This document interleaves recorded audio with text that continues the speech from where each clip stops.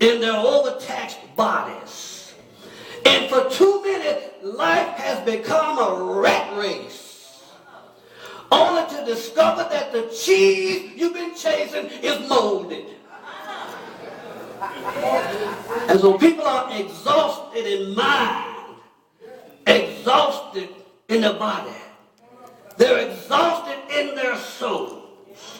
And people are searching for some green pastures.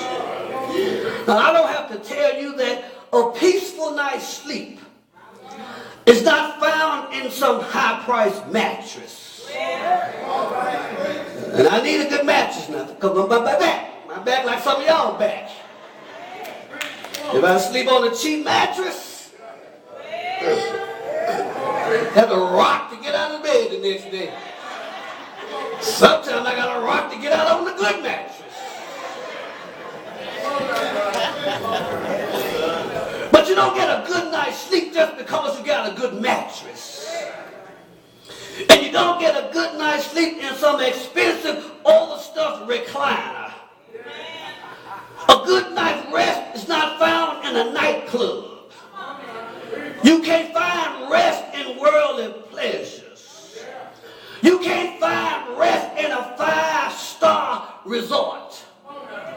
Anybody ever been on vacation and then come back to discover you were just as tired before you left as you were when you got back home? You ever woke up and felt like you had not been to sleep at all? And Michael Jackson lost his life trying to buy a good night's rest. We sing a song, you long for sweet peace and for faith to increase. But you cannot have rest or be perfectly blessed.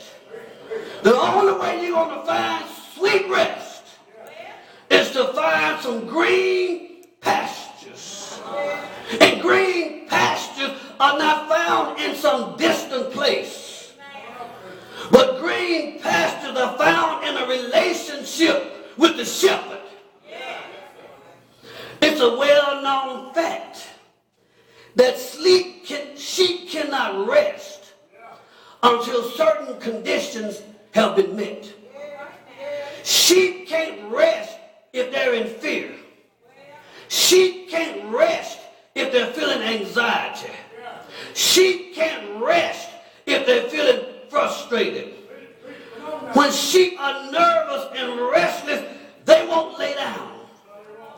And David knew what it was like to be scared and nervous. When Saul made 21 attempts to kill David, and David had to run for his life and sleep in caves and in the wilderness, David couldn't get no rest.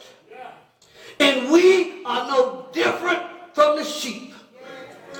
How many nights have you spent awake worrying about your troubles? How many nights have you spent tossing and turning because of your problems? How many nights have your frustration robbed you of a good night's sleep? How many times has fear of the unknown kept you awake? Fear that the surgery might not go right. Fear that the chemotherapy might not do what it's designed to do. Fear that the bills might get behind. You know, just like the sheep, no matter how hard you try, you can't get a good night's sleep when you're angry and upset and scared. You're right.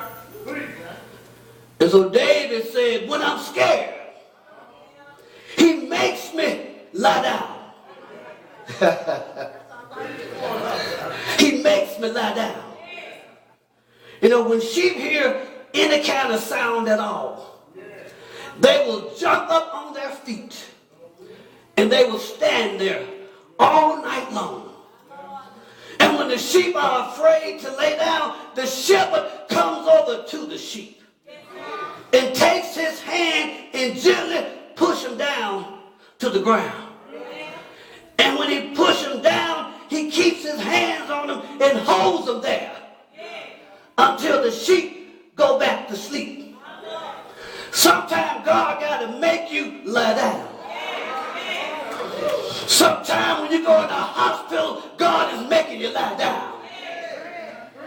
Sometimes when you go to the doctor and you ought to be there for 30 minutes and you end up being there for 4 hours, God is just making you lie down.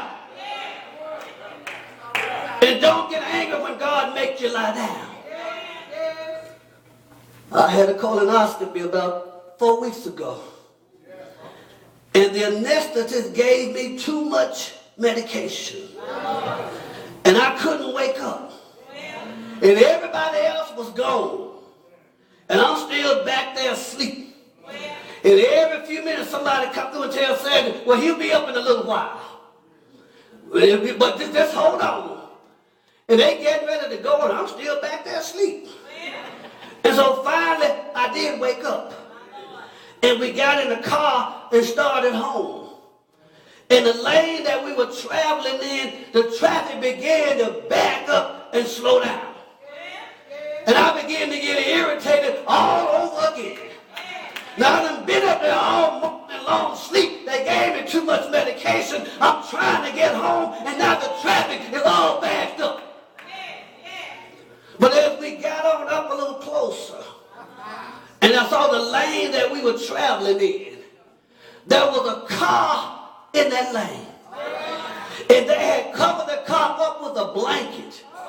I'd never seen a car sitting on the interstate covered up with a blanket.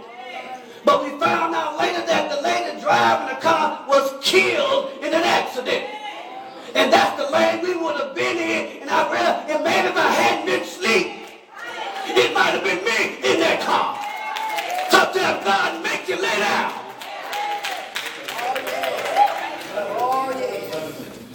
I read about a woman who was pregnant. And in the last 3 months of her pregnancy,